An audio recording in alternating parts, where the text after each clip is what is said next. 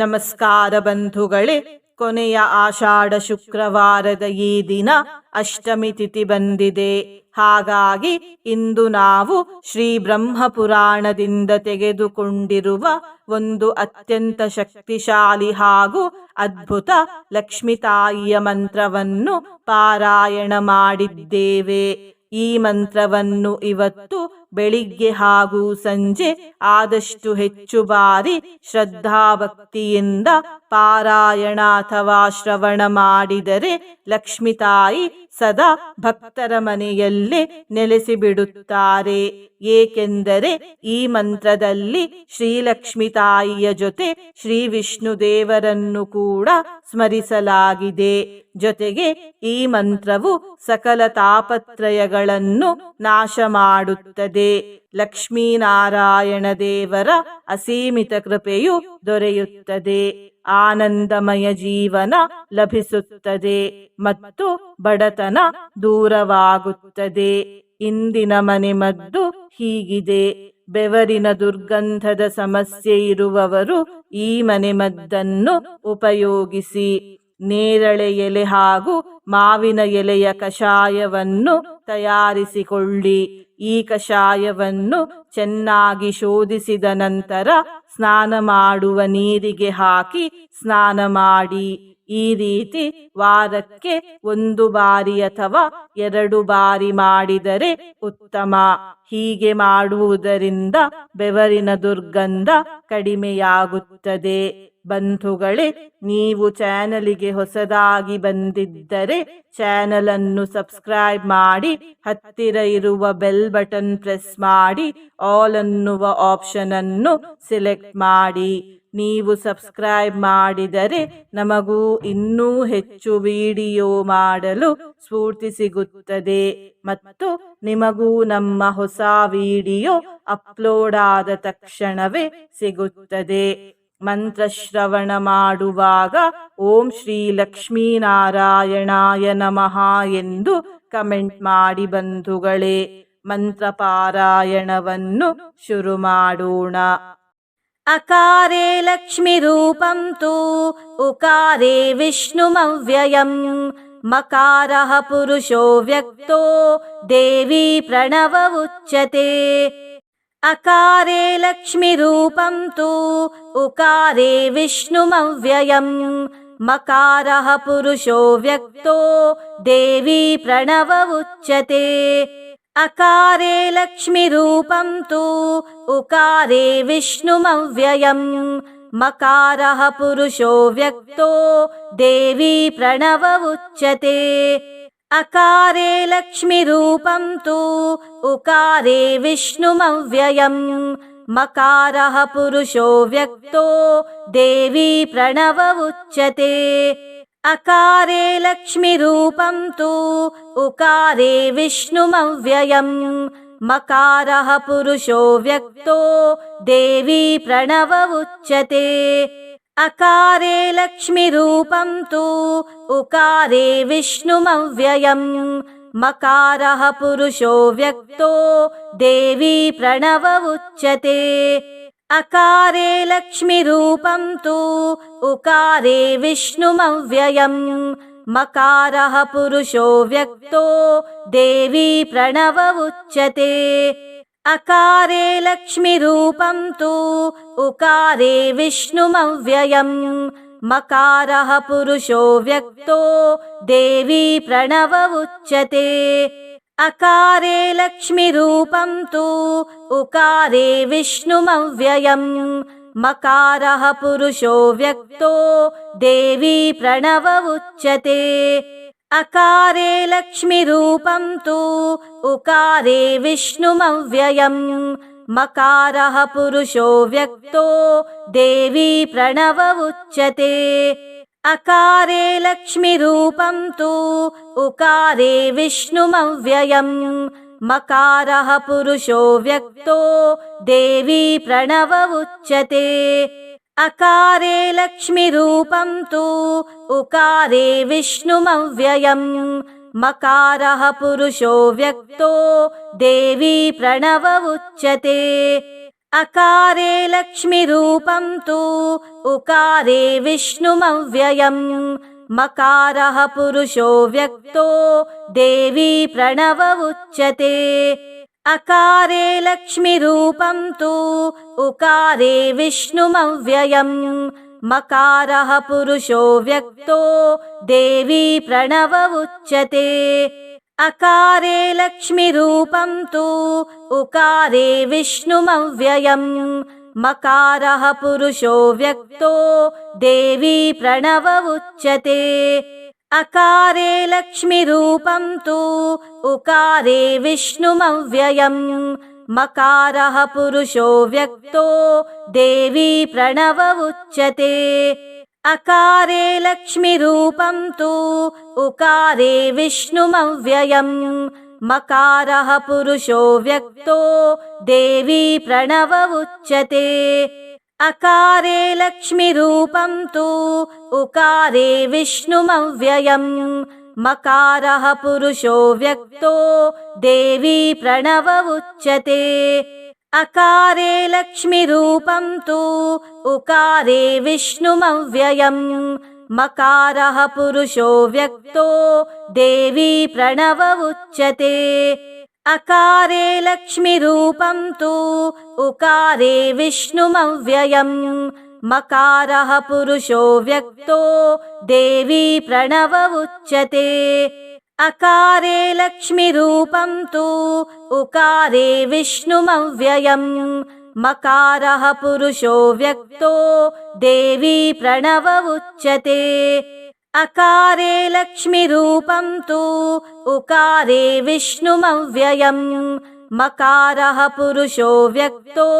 देवी प्रणव उच्यते अकारे लक्ष्मीरूपं तु उकारे विष्णुमव्ययम् मकारः पुरुषो व्यक्तो देवी प्रणव उच्यते अकारे लक्ष्मीरूपं तु उकारे विष्णुमव्ययम् मकारः पुरुषो व्यक्तो देवी प्रणव उच्यते अकारे लक्ष्मीरूपं तु उकारे विष्णुमव्ययम् मकारः पुरुषो व्यक्तो देवी प्रणव उच्यते अकारे लक्ष्मीरूपं तु उकारे विष्णुमव्ययम् मकारः पुरुषो व्यक्तो देवी प्रणव उच्यते अकारे लक्ष्मीरूपं तु उकारे विष्णुमव्ययम् मकारः पुरुषो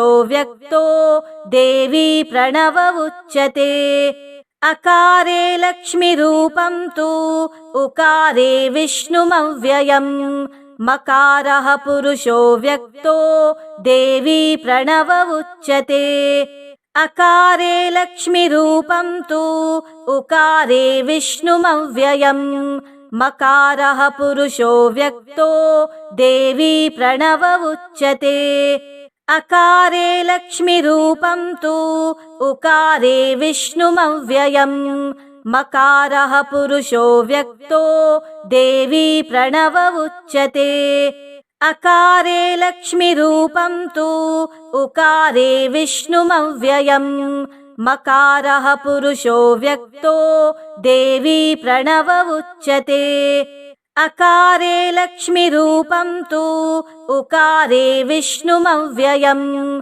मकारः पुरुषो व्यक्तो देवी प्रणव उच्यते अकारे लक्ष्मीरूपं तु उकारे विष्णुमव्ययम् मकारः पुरुषो व्यक्तो देवी प्रणव उच्यते अकारे लक्ष्मीरूपं तु उकारे विष्णुमव्ययम् मकारः पुरुषो व्यक्तो देवी प्रणव उच्यते अकारे लक्ष्मीरूपं तु उकारे विष्णुमव्ययम् मकारः पुरुषो व्यक्तो देवी प्रणव उच्यते अकारे लक्ष्मीरूपं तु उकारे विष्णुमव्ययम् मकारः पुरुषो व्यक्तो देवी प्रणव उच्यते अकारे लक्ष्मीरूपं तु उकारे विष्णुमव्ययम्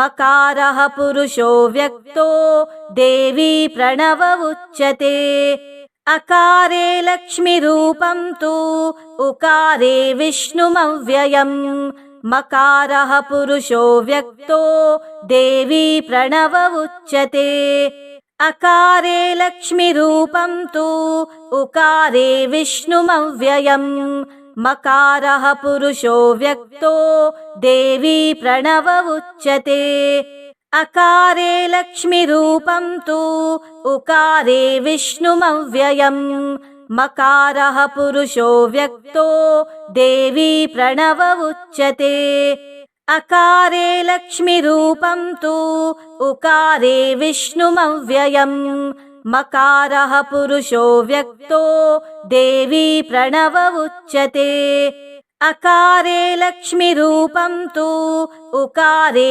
विष्णुमव्ययम् मकारः पुरुषो व्यक्तो देवी प्रणव उच्यते अकारे लक्ष्मीरूपं तु उकारे विष्णुमव्ययम् मकारः पुरुषो व्यक्तो देवी प्रणव उच्यते अकारे लक्ष्मीरूपं तु उकारे विष्णुमव्ययम् मकारः पुरुषो व्यक्तो देवी प्रणव उच्यते अकारे लक्ष्मीरूपं तु उकारे विष्णुमव्ययम् मकारः पुरुषो व्यक्तो देवी प्रणव उच्यते अकारे लक्ष्मीरूपं तु उकारे विष्णुमव्ययम् मकारः पुरुषो व्यक्तो देवी प्रणव उच्यते अकारे लक्ष्मीरूपं तु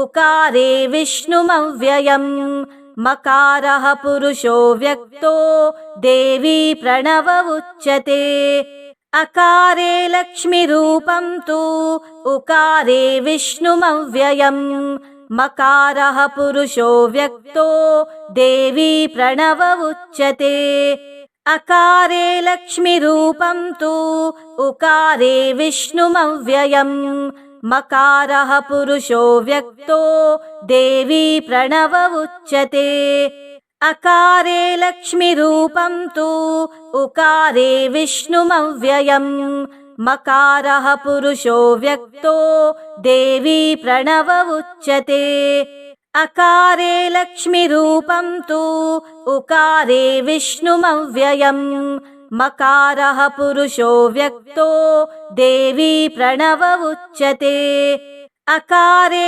लक्ष्मीरूपं तु उकारे विष्णुमव्ययम् मकारः पुरुषो व्यक्तो देवी प्रणव उच्यते अकारे लक्ष्मीरूपं तु उकारे विष्णुमव्ययम् मकारः पुरुषो व्यक्तो देवी प्रणव उच्यते अकारे लक्ष्मीरूपं तु उकारे विष्णुमव्ययम् मकारः पुरुषो व्यक्तो देवी प्रणव उच्यते अकारे लक्ष्मीरूपं तु उकारे विष्णुमव्ययम् मकारः पुरुषो व्यक्तो देवी प्रणव उच्यते अकारे लक्ष्मीरूपं तु उकारे विष्णुमव्ययम् मकारः पुरुषो व्यक्तो देवी प्रणव उच्यते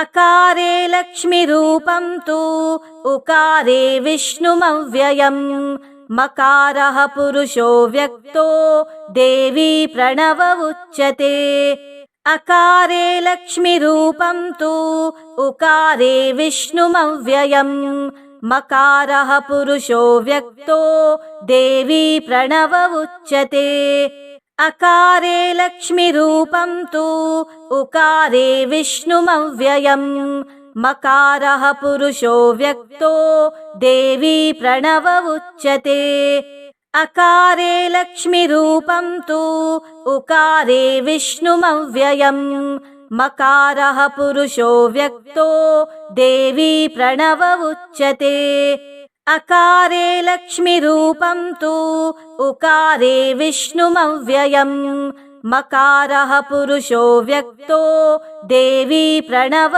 उच्यते अकारे लक्ष्मीरूपं तु उकारे विष्णुमव्ययम् मकारः पुरुषो व्यक्तो देवी प्रणव उच्यते अकारे लक्ष्मीरूपं तु उकारे विष्णुमव्ययम् मकारः पुरुषो व्यक्तो देवी प्रणव उच्यते अकारे लक्ष्मीरूपं तु उकारे विष्णुमव्ययम् मकारः पुरुषो व्यक्तो देवी प्रणव उच्यते अकारे लक्ष्मीरूपं तु उकारे विष्णुमव्ययम् मकारः पुरुषो व्यक्तो देवी प्रणव उच्यते अकारे लक्ष्मीरूपं तु उकारे विष्णुमव्ययम् मकारः पुरुषो व्यक्तो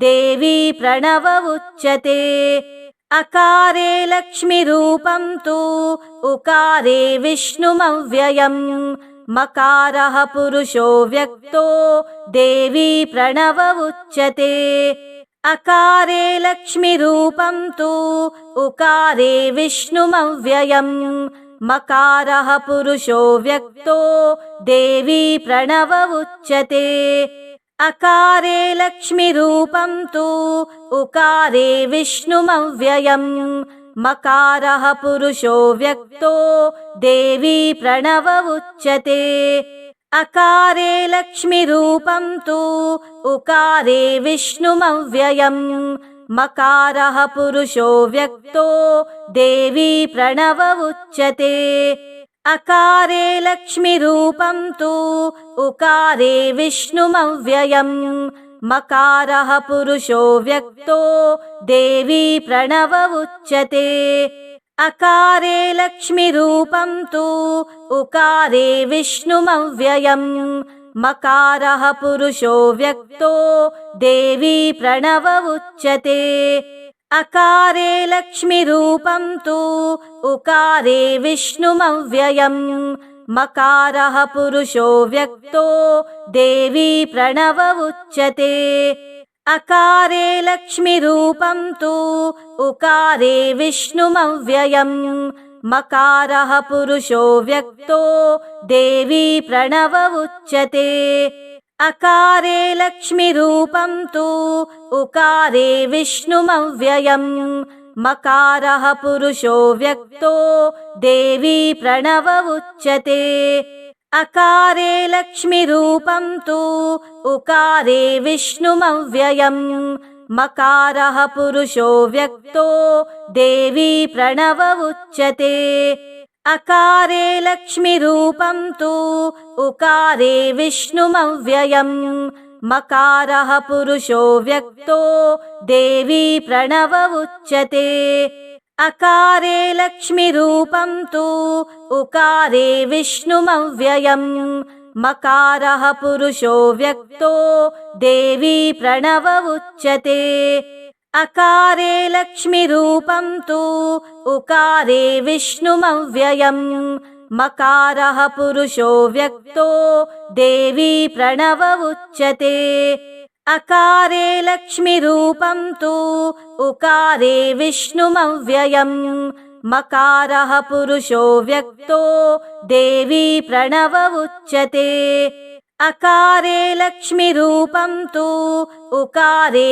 विष्णुमव्ययम् मकारः पुरुषो व्यक्तो देवी प्रणव उच्यते अकारे लक्ष्मीरूपं तु उकारे विष्णुमव्ययम् मकारः पुरुषो व्यक्तो देवी प्रणव उच्यते अकारे लक्ष्मीरूपं तु उकारे विष्णुमव्ययम् मकारः पुरुषो व्यक्तो देवी प्रणव उच्यते अकारे लक्ष्मीरूपं तु उकारे विष्णुमव्ययम् मकारः पुरुषो व्यक्तो देवी प्रणव उच्यते अकारे लक्ष्मीरूपं तु उकारे विष्णुमव्ययम् मकारः पुरुषो व्यक्तो देवी प्रणव उच्यते।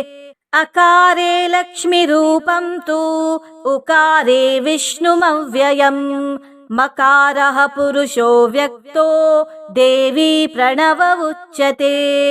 अकारे लक्ष्मीरूपं तु उकारे विष्णुमव्ययम् मकारः पुरुषो व्यक्तो देवी प्रणव उच्यते। अकारे लक्ष्मीरूपं तु उकारे विष्णुमव्ययम् मकारः पुरुषो व्यक्तो देवी प्रणव उच्यते। अकारे लक्ष्मीरूपं तु उकारे विष्णुमव्ययम् मकारः पुरुषो व्यक्तो देवी प्रणव उच्यते। अकारे लक्ष्मीरूपं तु उकारे विष्णुमव्ययम् मकारः पुरुषो व्यक्तो देवी प्रणव उच्यते। अकारे लक्ष्मीरूपं तु उकारे विष्णुमव्ययम् मकारः पुरुषो व्यक्तो देवी प्रणव उच्यते। अकारे लक्ष्मीरूपं तु उकारे विष्णुमव्ययम् मकारः पुरुषो व्यक्तो देवी प्रणव उच्यते।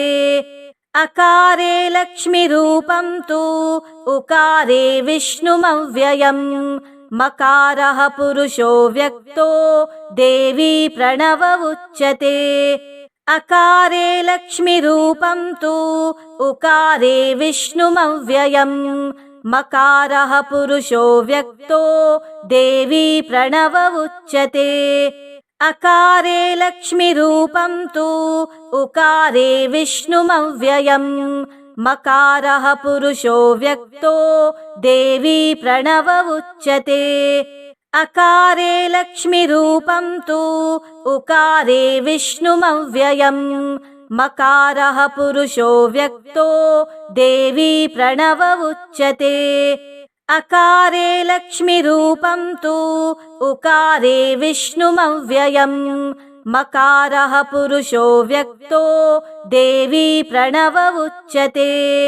अकारे लक्ष्मीरूपं तु उकारे विष्णुमव्ययम् मकारः पुरुषो व्यक्तो देवी प्रणव उच्यते। अकारे लक्ष्मीरूपं तु उकारे विष्णुमव्ययम् मकारः पुरुषो व्यक्तो देवी प्रणव उच्यते। अकारे लक्ष्मीरूपं तु उकारे विष्णुमव्ययम् मकारः पुरुषो व्यक्तो देवी प्रणव उच्यते। अकारे लक्ष्मीरूपं तु उकारे विष्णुमव्ययम् मकारः पुरुषो व्यक्तो देवी प्रणव उच्यते। अकारे लक्ष्मीरूपं तु उकारे विष्णुमव्ययम् मकारः पुरुषो व्यक्तो देवी प्रणव उच्यते। अकारे लक्ष्मीरूपं तु उकारे विष्णुमव्ययम् मकारः पुरुषो व्यक्तो देवी प्रणव उच्यते। अकारे लक्ष्मीरूपं तु उकारे विष्णुमव्ययम् मकारः पुरुषो व्यक्तो देवी प्रणव उच्यते। अकारे लक्ष्मीरूपं तु उकारे विष्णुमव्ययम् मकारः पुरुषो व्यक्तो देवी प्रणव उच्यते। अकारे लक्ष्मीरूपं तु उकारे विष्णुमव्ययम् मकारः पुरुषो व्यक्तो देवी प्रणव उच्यते। अकारे लक्ष्मीरूपं तु उकारे विष्णुमव्ययम् मकारः पुरुषो व्यक्तो देवी प्रणव उच्यते।